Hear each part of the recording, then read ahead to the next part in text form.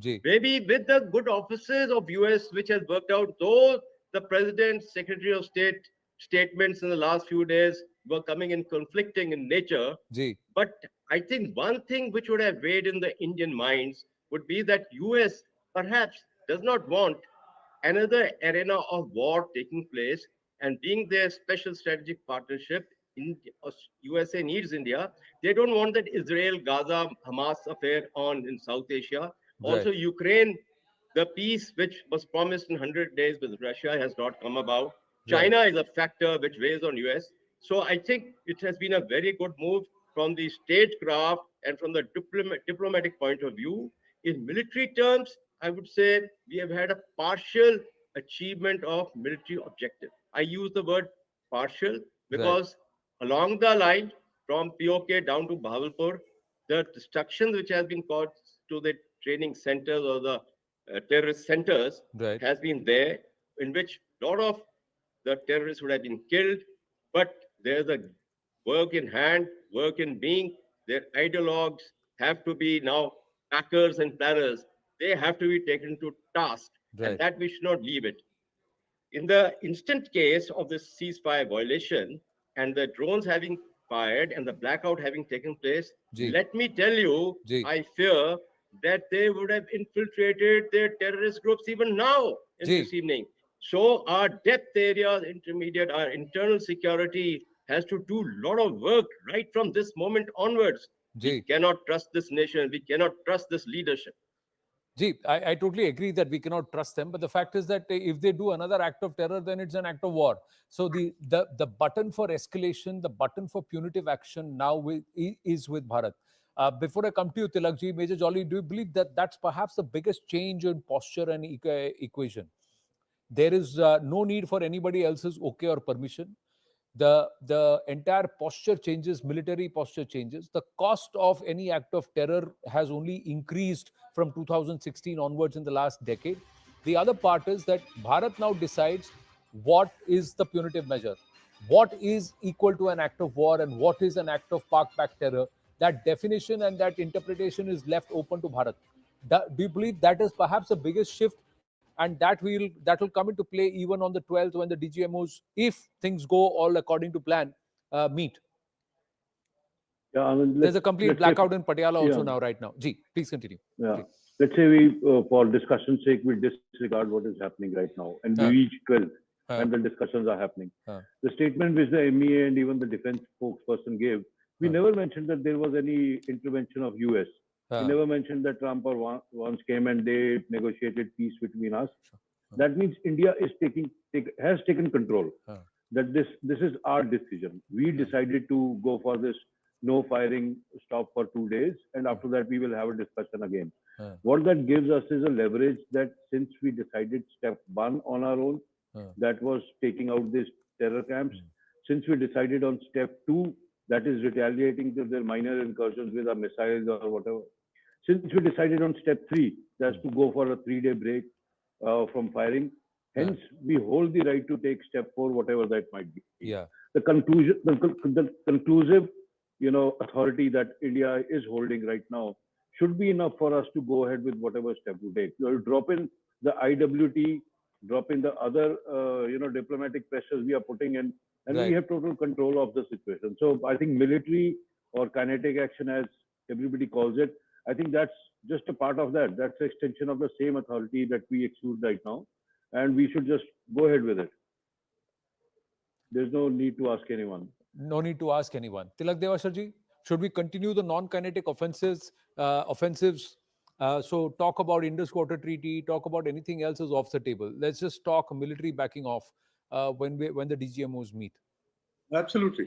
I think we should not let off pressure on Pakistan as far as water is concerned. Ji. And I think this is one of the things that has brought Pakistan to its senses. Because as I've mentioned several times, the Kharif is going to start. Hmm. You have to sow the Kharif crop by the Ji. 15th of May onwards. Uh, If they don't have water, and IFSA has already said there's a 21% shortage of water. uh, And if you continue to make water supplies to Pakistan unpredictable, and Ji. you release them in a bulk, to which they float out into the sea, starve them otherwise. So this is something which is going to create pressure in Punjab, Ji, the Punjabi farmers who are going to sow their crops are going to be up in arms. ji. And the recruitment, the catchment area, and the most popular area support for the Pakistan army has always been Punjab. Huh. If you attack their livelihood, 60% of Pakistan's population depends on agriculture for their livelihood. Ji. If you disrupt that, Huh. even if it's for 15 days, 20 days, a month, Huh. the consequences for Pakistan's food security and agriculture would be pretty severe. So I Ji. think the non-kinetic measures that we have adopted, especially holding the treaty in abeyance, we must continue that. Must continue that pressure. And as far as kinetic action is concerned, if you want to be restrained, if you want to be proportionate, fine. Continue to doing that. But you cannot accept that right from Bhuj up to Srinagar, there are drones roaming Yeah. around, with impunity. I mean, this is not how interstate relations between neighbors are conducted. How can you subject our population is being subjected to trauma. It's not actually firing and explosions, but as soon as there's a blackout siren goes off, people get disturbed, children get disturbed.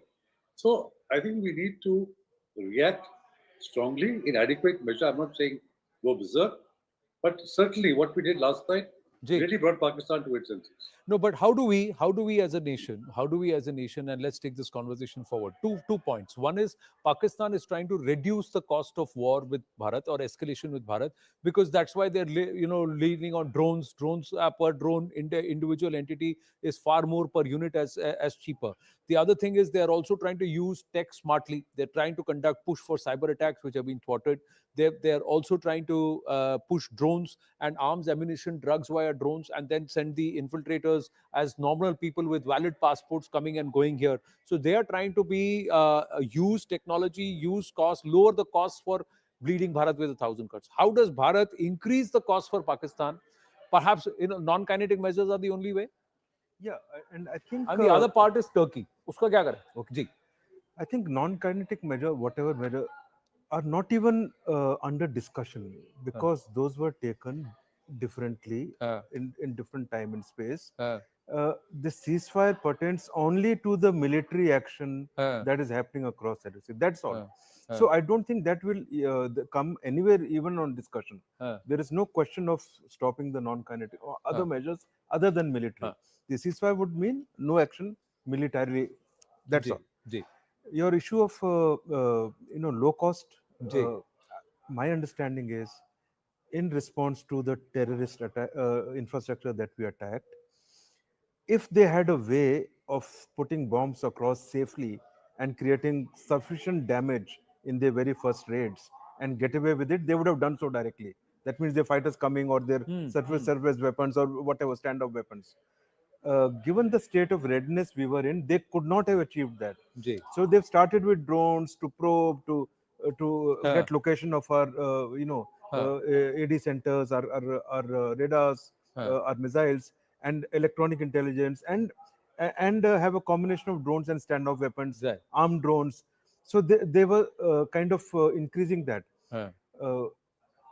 With our AD setup and counter drone strategy, which has worked fine, Ji. and we have responded in a controlled manner, but in a strong manner.